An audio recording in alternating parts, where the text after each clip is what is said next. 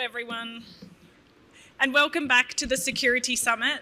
I just wanted to do a bit of an introduction to who the GSMA are and some of the work that we do. So within the GSMA, there's a lot of work that happens within the specification space and writing security guidelines, and that's done within the Fraud and Security Group. You heard earlier from David Rogers, who's the chair of the Fraud and Security Group, and the work that is done in those groups is really critical to what you see in the industry and what you see playing out here at MWC. So with that, I just wanted to introduce the session and say that with this work and the criticality of it, we at the GSMA are really thankful for the speakers that you're about to hear from. These guys are really the experts in the industry, and they know a lot about what they're talking about, so do go and reach out to them afterwards if you have a chance. The first speaker who's going to come up, Eric Gauthier, he is from Orange and he leads the Fraud and Security Architecture Group. They work on a lot of documents around specifications for security architecture. And a part of that at the GSMA, we wanted to, put all the hard work of the Fraud and Security Group and the Architecture Group into one mobile knowledge, cybersecurity knowledge base. So this is what he'll be going through with you today. The mobile cybersecurity knowledge base is comprised not just of the document suites, which is a lot of technical documents, but also of GSMA programs that we run, one of which is the telecommunication ISAC, so that's a threat intelligence platform. Another one is a coordinated vulnerability disclosure program, which collects any information that impacts the industry as a whole. And then we also have a number of GSMA services, so network equipment, assurance schemes, security assurance schemes, eSIM, and then also a stolen devices database. So this all comprises of the mobile cybersecurity knowledge base, and it's really a huge part of contribution that the speakers that you're going to hear from provide us. What we do is package it up. So I'm really thankful to these guys, and without further ado, I'll invite Eric to come and speak to you.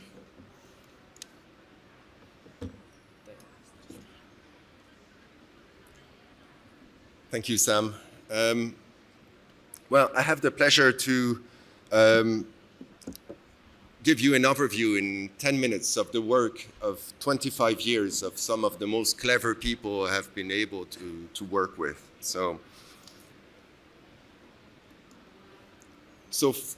first, here's a look at the mobile operator infrastructure. It is evolving with 5G. But it remains, broadly speaking, split into two areas. First, the network part on the top, and the corporate systems at the bottom.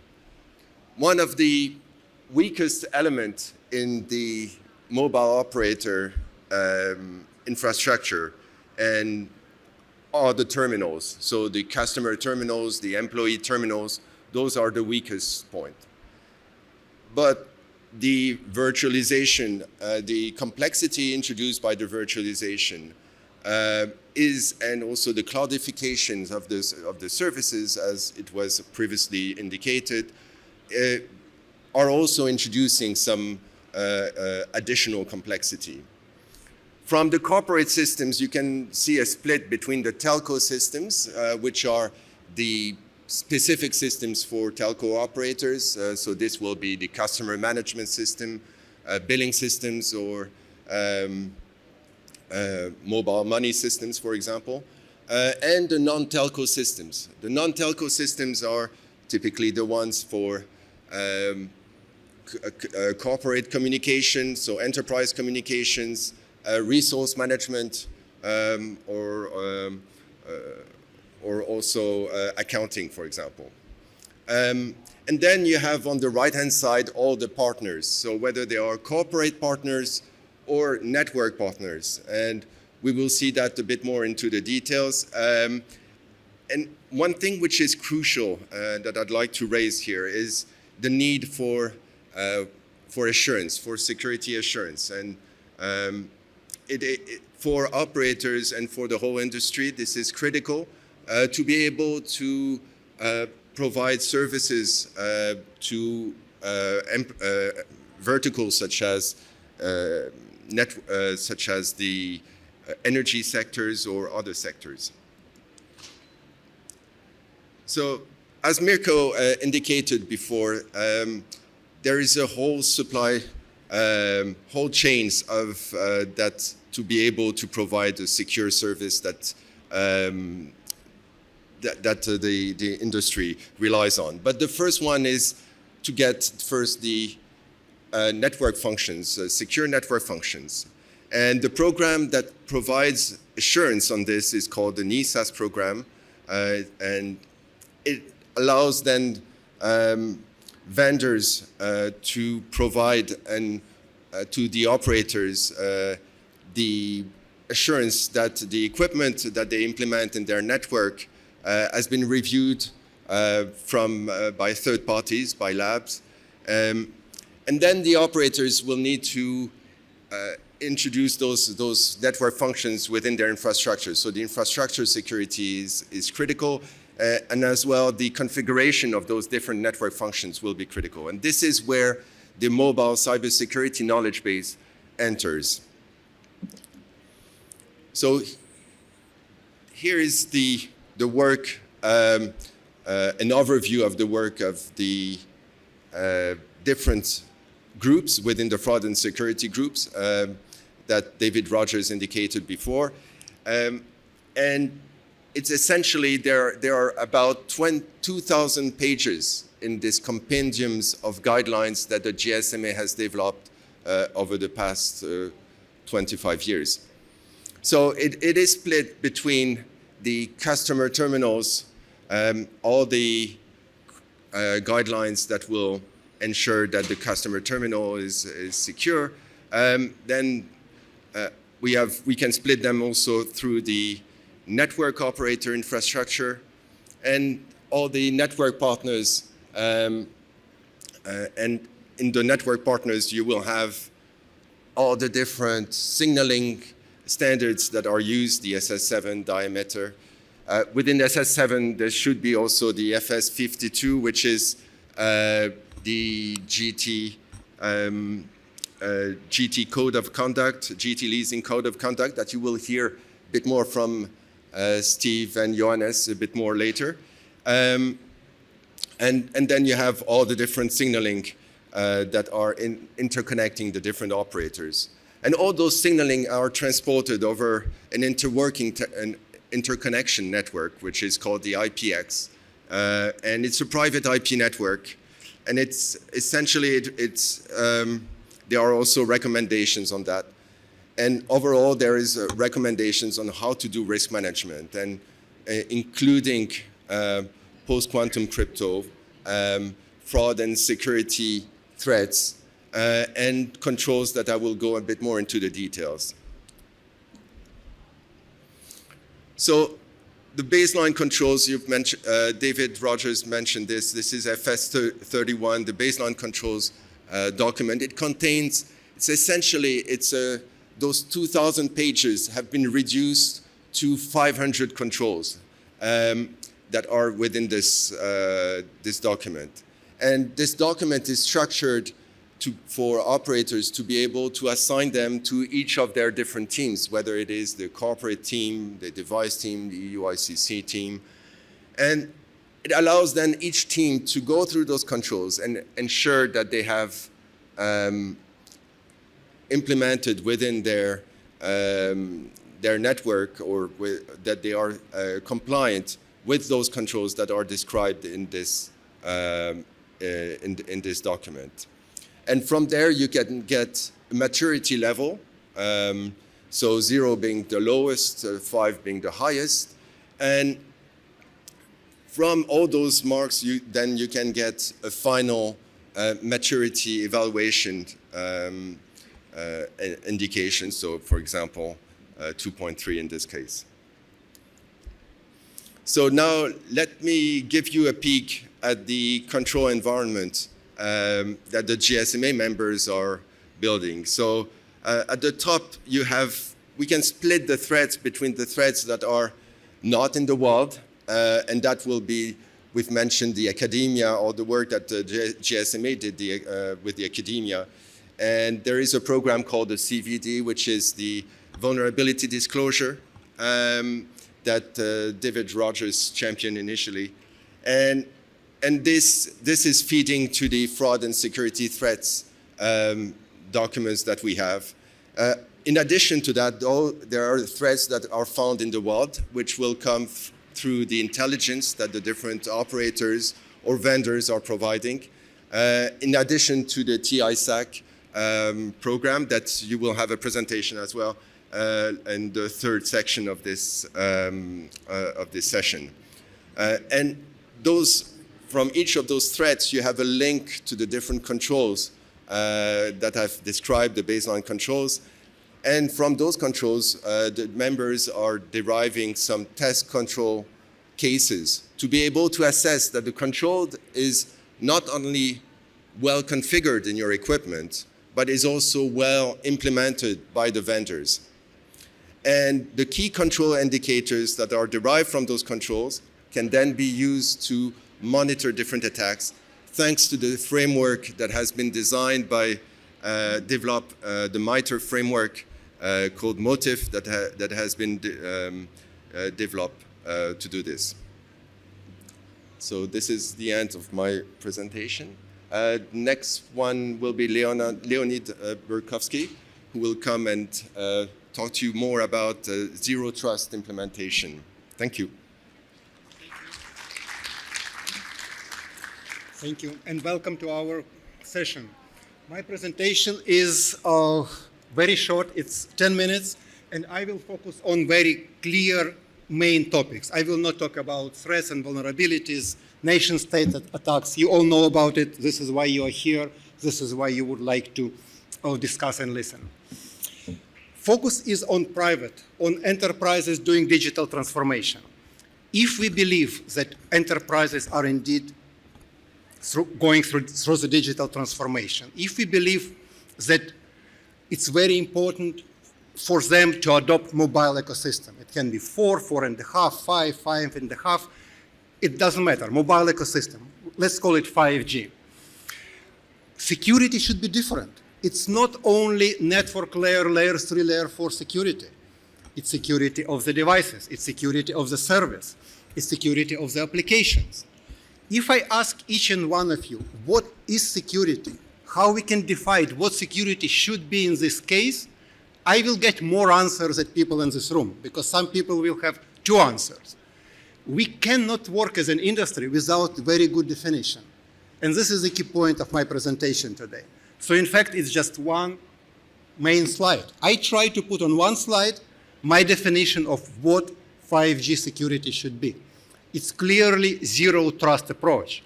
But what is zero trust? Marketing from absolutely every company is repeating zero trust, zero trust. Let's define what it is in 5G environment. And let's define this. Let's work and put some reference document about it. So GSMA was very good, and my experience is very good with GSMA for the last 5 years. We created together FS37 on what the previous slide was GTPU FS37. So GSMA is very good in this area. And I hope that GSMA will take this job on defining what really 5G security should be in this case. This is my proposal. It's not, something that can't be changed. Of course, it can and should be changed, should be improved. But I spent quite a lot of time on how to put in one slide everything that I believe should be it should be just secure, that no one understands what is behind security, and some specific niche features. So let's go one by one. First of all, it should be continuous monitoring. You can't just check once and forget about it. I can give you so many examples when application was good, a few months later it's not. Even advertising inside application was good, a few months later it's not. So it should be absolutely continuous monitoring. Of what? IPs are changing. What is not changing? It's your SIM card's identity. It's your IMSI or SUPI in the terms of 5G. What is not changing? It's your hardware identity and some other identifiers. But let's start with this too. We can build security policies, first monitoring and then, of course, enforcement. Now, across what? Across all layers. You can't just do one layer. GSMA did very good job on the signaling layer, and I saw mentioning of SS7 and diameter and GTPC. Absolutely true. And I can add HTTP security because things are running not only TCP or UDP. There is other signaling layers also. Data layer. GSMA created first ever data layer security document. Very important. I can add here application, and visually it's per slice security. In 5G, the most important technical innovation is that you can do end-to-end quality of service and bandwidth. Why not security? It can and should be. Second, it's all locations. Historically, attack came where? Came from the internet. It's not the case anymore. They can come from the roaming, they can come from your infected devices. In fact, it's growing exponentially, attacks coming from infected devices. Do we have their security? No. Even before attack, there is whole kill chain, things that are happening before real attack is happening.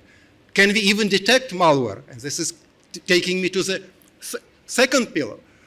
It's all attack vectors. Layer 3, layer 4 is not enough anymore. It was good when we are talking about just connectivity, layer 3, layer 4. It's absolutely not enough in this space. So let's define this. Every time you are hearing someone telling you, don't worry, everything is secure, tell him, can you even detect malware before him or her, before you can talk about preventing malware? Usually the answer is no, or the answer is yes, I will ask my R&D.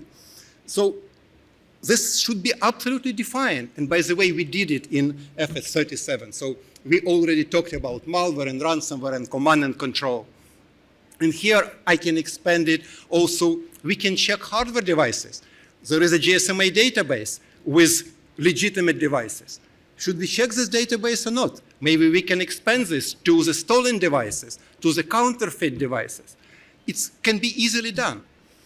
And the last one is all software life cycles. So till now I talked about runtime, but we can and should be doing before runtime. We can check when you are building your networks. You can and should be checking this vendor nodes even before you're putting traffic in the runtime. You can see vulnerabilities. You can see not compliance with certifications. So even before runtime, it can and should be done. Now, everyone is talking, of course, about AI, and it's absolutely true. So I would say that it should be precision AI without hallucination. It should be machine learning. Without this, we can't just do it. You will see on my next slide about machine learning and artificial intelligence. And I would add here behavioral analysis. It's very important, especially if we're talking about private 5G, about enterprises adopting 5G. It's a lot about OT devices. It's a lot about IoT devices. Behavioral analysis can and should be added because device can change. It can initially work as it should be, but at some point it can be infected and change the behavior. And this slide about AI. The numbers are changing all the time, and they are growing. This slide I created probably 6 months ago, so now the numbers are much bigger. And let me just take your attention to the middle number. Every day, we are automatically using machine learning and AI, detecting day zero new attacks, more than 1 million, and now it's several millions.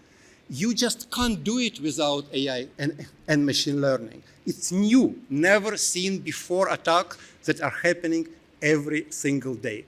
And we are doing it in the real time. It can and should be done in the real time. So if there are any questions, please come and visit our booth. In my just 10 minutes, I can't go in more details. We have a lot of research. We did announcement of private 5G ecosystem. So hope it was useful. If any more questions, please come visit us. Thank you. I'm here to talk about connected device security. So skipping the cellular piece and providing a perspective more on the device and apps side, okay? First, I wanted to start with not a sales pitch, but what we do at Google, right? So 3 key things when it comes to our connected device security principles. First and foremost, we really try to emphasize doing independent assessments of our products. So when you think about Google sells IoT devices like Nest products, we sell phones, we have apps, wearables. We try to take all of those through independent assessments. Good examples of this, I don't know if my colleagues from Singapore are here, We were one of the first ones to take our router through the Singapore Cybersecurity Labeling Scheme at level 4. We take all of our phones through common criteria and FIPS. Our crypto goes through NIST and so forth. Second thing is, at Google, we invest heavily in security rewards and research. We think of those as our partners. And so we spend a lot of time educating the security community, providing tooling for the security community, and incentivizing them to do more research. I think over the last couple of years, we average over $10 million a year in rewards payments. Wow, it's so fast. I'm running out of time already. Third one is automatic security updates. All of our products, we really invest in heavily in automatic security updates. All right, moving on. This is actually, I don't know if David Rogers is here. This is from his website. I love this slide or this visual because this is what shows when it comes to standards and different organizations working on connected device standards. This is the visual that you have to look at. It's a little bit busy. So, very fragmented space. A lot of folks working in this department to try to figure out what should connected devices look like when it comes to the actual device, the broader product, the associated services, and so forth. It really comes down, though, to two specific baselines that everybody's looking at. On the left hand, you have Etsy on the left side. Yeah, or right, sorry, my left, your right, apologize. You have Etsy, very device-centric, very prescriptive on the criteria for testing. On the other side, you have NIST with their IR 8425. It's product-centric, so they incorporate these associated services, things like the cloud services and mobile application. And they also incorporate a lot of life cycle requirements. And NIST themselves will say they're more outcomes-focused. And for those like me who love reading technical stuff on planes, I read the FCC fact sheet and the new order that came out, and they did say that their new program in the US for the cyber trust mark was going to be doing a product-centric evaluation. What gets really interesting here is that if you're familiar with things like Matter from the Connectivity Standards Alliance, it really disrupts the classic model of products where you had the app, the cloud service, and everything coming from one vendor. It's now very disruptive. So it's going to be interesting to see how the FCC tries to implement this. All right, so from Google's lens, when we think of connected devices, I covered the device part. I talked about the cloud service. We talked about mobile application. We still consider the phone as a very critical piece. Those apps rely on the security guarantees offered by the phone. And pretty much everything you do now when it comes to a connected device ecosystem relies on the phone, right? And so for us, this is the whole connected device experience. And at Google, we're really focused on participating in standards from ISO, Etsy, NIST, Common Criteria, and OWASP. And this is where we're spending a lot of our time ensuring that those are covering this kind of broad spectrum of criteria end to end. And then fast forward here, in terms of our efforts, it's really important to us to make sure that this is being done well in a public-private relationship. So we're working very closely, obviously through the GSMA for the phone piece, the CSA, Connectivity Standards Alliance for the devices piece, and the App Defense Alliance when it comes to the app. Obviously the name is very creative there. And I apologize, I have way more slides than anybody else. My goal was to see if I can get at least 10 slides in 8 minutes. So why these three alliances? Let me explain real quickly. Obviously GSMA, because we're here and I don't want to get kicked out of the session and not reference them. I'm kidding. Obviously GSMA is the perfect organization for smartphones. Why is that? All the OEMs, all the carriers, the great work they do with public policy. It just seems like the organic fit for defining a harmonized approach for smartphone security. And in fact, we had a workshop just yesterday on this exact topic. So for those that were there, I apologize for being a little redundant, but it seems like the right place. We've been working on this since 2022 and made great progress in terms of defining additional criteria, working through Etsy, adding that stuff there, and hopefully sometime this year we will release scheme documents that could be implemented by somebody to run a industry-run smartphone security evaluation scheme for phones. The next one is the App Defense Alliance. This is something that Google had launched in 2019, but it has evolved and something that's very unique. In fact, it's purely app focused, which is really important since a lot of the other schemes and regulations, they require it, but they don't have a way to certify or evaluate for apps. And what's really nice is in 2023, the ADA moved to the Linux Foundation, and we've now had a new steering committee with Meta and Microsoft, and we're looking for more members. So if anybody's interested, and this is leveraging the OWASP standards in terms of the actual underlying requirements. And the last one here is the Connectivity Standards Alliance, which has been around for 20 years. Like I said, they did Zigbee and Matter, and similarly, very good partnership with government, and where we're working on with lots of constituents, probably many in this room, on defining a harmonized approach for IoT devices using a superset of requirements from ETSI, from NIST, leveraging some of the great work that Singapore has done in their labeling scheme as well. And so my last slide, looks like I'm almost at time. This is something that we published late last year, and these are, because I think one of the things, my big prediction for 2024, I know everybody's talking about AI and everything else. My big prediction is that we're moving into a world where labeling is becoming a really important topic. Everybody wants to be able to provide some kind of mark or visual indicator that a product meets some minimum baseline. So this is something that we published with a bunch of partners as a shared set of principles. And I'll just walk you through these really quickly. The first one is obviously that if you're going to have a static label, it should not provide like some confidence level. It should just simply be, you've met a mark, you've met a minimum thing at a moment in time, click here to find out more. It shouldn't say how well it did, because cybersecurity can change at an instant, and you end up misleading the user if you put something on a box that could still sit on a shelf for a year or multiple years. Second thing is, these labels must leverage or be backed by strong international standards. You can't just create custom things and create this proliferation, because it creates fragmentation, and then they don't mean the same thing across different organizations. Third one, oh, I'm over time. Really quick, I promise. Third one, oh, thank you, Alex, giving the heads up. A minimum security baseline needs to have flexibility. And this is where transparency really comes in, because in the smartphone workshop, a gentleman from the Singapore Cybersecurity Agency showed a really good example of vendors actually using this to kind of differentiate and show, look, we're investing in cybersecurity. We're going above and beyond the minimum baseline. Fourth one, broad-based transparency, which I kind of covered actually in this one. So I'll skip to the fifth, just to be time saving. There needs to be adoption incentives. And the big thing there is, you know, especially in a voluntary program, things like retailers, folks that promote the vendors that do these things and really show that they go above and beyond. And so really to help inform user choice, because the biggest issue when it comes to connected devices, users want to know more about security, but they have a really hard time finding out. So it really takes the whole industry to solve that. So, and I'm done. Thank you, Eugene. So as David Rogers said in his opening remarks, Fraud and Security Group have been making efforts to try and improve the security with actually demonstrable efforts. So our final lightning talk, if I can ask Stephen and Johannes to come up to the stage while they're making their way up, they're going to present to us an actual example where we have made, or we've observed a security issue and made an effort as the industry to bring together a scheme to solve it. So with that, Stephen, Johannes, the floor is yours for the last talk. Thank you very much. Are you able to hear me? We can. Do you want to check your mic?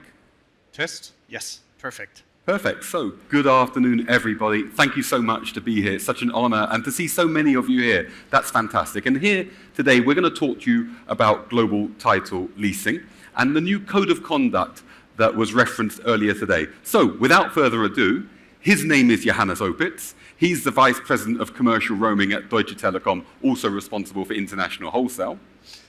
And his name is Stephen Ornadel, and he is actually the chair of the Global Title Leasing Working Group.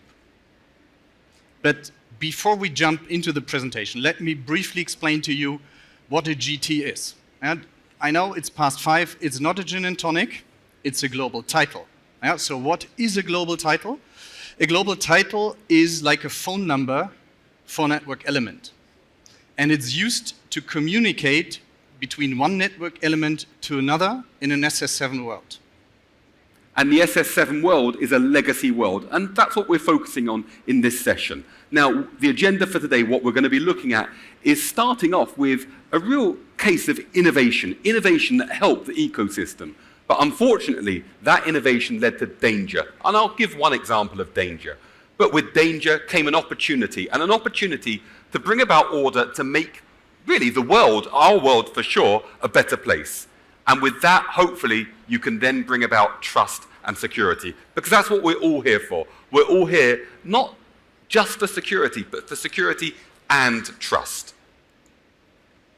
Now, this is a quote from a recent newspaper article. The QR code should work, So for those of you that want to read the article in full, feel free to scan it. And I'm going to highlight Crofton Black's name. He's one of the two journalists that wrote this, because we're going to come back to Crofton, who's a friend of mine. But I'll read out the quote, because this quote is so important. A day before he was shot dead, getting into his car outside his home in Chilpancingo, the capital of the southern Mexican state of Guerrero, journalist Freddy Roman's phone number was silently pinged. In an attempt to geolocate it, the reporter, using a loophole in the mobile phone system. The mobile phone system is the SS7 network. One day before he was murdered, somebody pinged his location. You can't kill someone if you don't know where they are. This is what we're talking about. This is when I talk about danger. This is just one of many, many examples of danger. So how did we get to this situation? Well, it all started with innovation. It started with entrepreneurs doing fantastic work. There were legitimate market needs that the standards did not support. And entrepreneurs react to commercial demand and market needs and innovate. And what they did is they created new revenue streams, new solutions, and they were legitimate, or at least they legitimized what they were doing. And they could say, we just helped operators jumpstart and boost international roaming, because roaming may be default today, but there's a lot of magic that goes behind making roaming work. We boosted SMS interworking. Today, OTT apps are almost ubiquitous. You don't think about who you can message. In the past, you couldn't just message everybody in every network. I can see some nodding in the front. It's true, you might have been able to send a message to some customers in Pakistan, for example, but not all, because they were on the wrong network. We didn't break any rules. Nothing was wrong. But hidden amongst this legitimate business was danger. And as I say on the right of the slide, no rules, no regulations, nothing was broken, and well over 100,000 of these leased global titles were in existence. So with that, we have opportunity, hopefully creating order. And what happened was, we have seen just 2 years ago, 3 years ago, huge pressure from politicians, huge pressure from regulators, and a lot of interest from journalists. Crofton Black was just one of several. The geopolitical environment at the moment, the war between Russia and Ukraine, is just one example of the importance and the criticality of national infrastructure. Telecommunications networks are just not mobile operators or broadband providers. They are the underpinning of any nation state. Operators are now more aware than ever, because now they have protection in place. Lenny talked about signaling firewalls and the various protocols. Not only do they protect operators, they give visibility of what's happening. The GSMA provided fantastic support, and not just support, encouragement, and they helped lead the way. And in 2.5 years, we've had over 50 meetings with a panel of experts, and we've delivered this code of conduct. So I think by now, everyone understands why we entered actually this laborious exercise. We wanted to get rid of the excuses from the operators. We wanted to educate the operators what this vulnerability is all about. We want to set common standard, and we want to apply the sterilizing power of daylight to really look on their fingers. And the way we did it? Exactly. It is by enabling the operators to publicly support the code of conduct and to link it to contracts, to binding contracts. This is what the initiative is all about. So let us share a little bit on what Deutsche Telekom's position is. I'm proud to say that we are the first operator to publicly declare the support of the code of conduct, and this is what we are doing right here and now. But we have also been one of the first operators who has implemented an SS7 firewall, really protecting our customers. That is our target. And this is because really trust and security and integrity are everything, and protecting our customers on our networks is the most important thing. However, we also have to acknowledge the fact that we are not yet there yet. It is a start, but I give you my word that we will do everything to have this code of conduct imposed on all of our roaming partners. So, as we wrap up, I want to go back to Crofton Black. And I talked to Crofton about what we've done. The code of conduct is a public document now, so he's read it. And he gave me a clear message. And I want all of you and everyone that watches this later on to beware of this. Anyone concerned with the integrity of mobile networks should welcome the new standards. They have the potential to throttle commercial surveillance abuses and protect vulnerable populations. And this is the important bit. But media, regulators, and civil society will watch closely to see if they're working. We've got the paper, we've got the principles. The scoop today, we've got Deutsche Telekom, one of the largest operator groups in the world, especially so in roaming, giving their full support to this. But now it's time for the industry to adopt and embrace this code of conduct and take the next step forward. So I would like to thank you. His name was Johannes Opitz. Thank you very much. His name is Stephen Ornadell.